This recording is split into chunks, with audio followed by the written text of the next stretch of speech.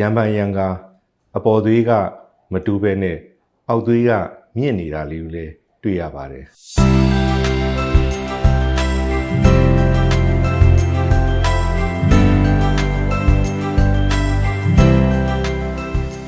အားလုံးပဲမင်္ဂလာပေါင်းနဲ့ပြည့်စုံကြပါစေတခါကပေါ်သွေးပေါင်ခြင်းတူရာနဲ့ပတ်သက်ပြီးတော့ဆွေးနွေးခဲ့မှုတာရှိပါတယ်အောက်သွေးပေါင်ခြင်းပေါ့နော်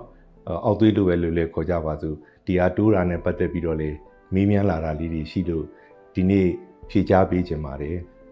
အဲ့ဒီနေရာမှာသွေးပေါင်ခြင်းအကောင်းဆုံးကတော့အပေါ်သွေးပေါင်ခြင်း120အောက်သွေးပေါင်ခြင်း80ကတော့အကောင်းဆုံးဖြစ်ပါတယ်အပေါ်သွေးတစ်ခုပဲတူအောက်သွေးပေါင်ခြင်းတစ်ခုပဲတူကျိန်ဖန်များစွာတိုးနေပြီဆိုရင်တော့သွေးတူယောဂါလို့သတ်မှတ်လို့ရပါတယ်အဲ့တော့အပေါ်သွေးပေါင်ခြင်းကတော့တက်ကြီးပိုင်းပုံကိုယ်တွေမှာပို့ပြီးတော့အဖြစ်များပြီးတော့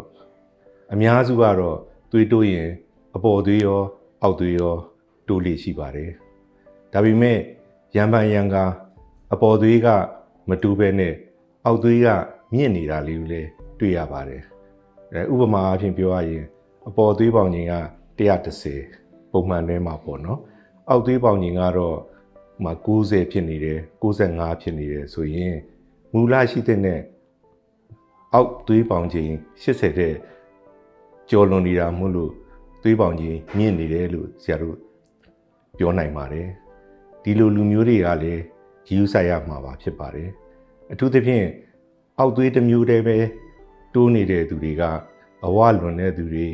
အရက်အလွန်ကျွံတောက်တဲ့လူတွေစီကရက်အလွန်ကျွံတောက်တဲ့လူတွေစားပါတဲ့အစားသုံးမှုများတဲ့သူတွေစိတ်ဖိစီးမှုများတဲ့သူတွေညအေးပြတ်တာများတဲ့သူတွေညပိုင်းမှာဟောက်ပြီးတော့အသက်ရှူလမ်းကြောင်းပိတ်တတ်တဲ့သူတွေမှာအဖြစ်များတာကိုတွေ့ရပါတယ်အဲ့တော့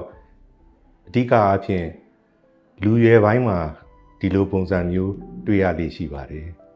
အဲ့တော့အောက်သွေးပေါင်ခြင်းတိုးရင်လည်းသွေးတိုးတာပါပဲဒါကိုလည်းအစားအသောက်အနေထိုင်ဆင်ခြင်မှုနီးလန်းနဲ့ပဲဖြစ်စီသွေးကြဆေးတွေတောက်သုံးခြင်းပဲဖြစ်စီကုသရမှာဖြစ်ပါတယ်အဲ့ဒီနေရာမှာအဓိက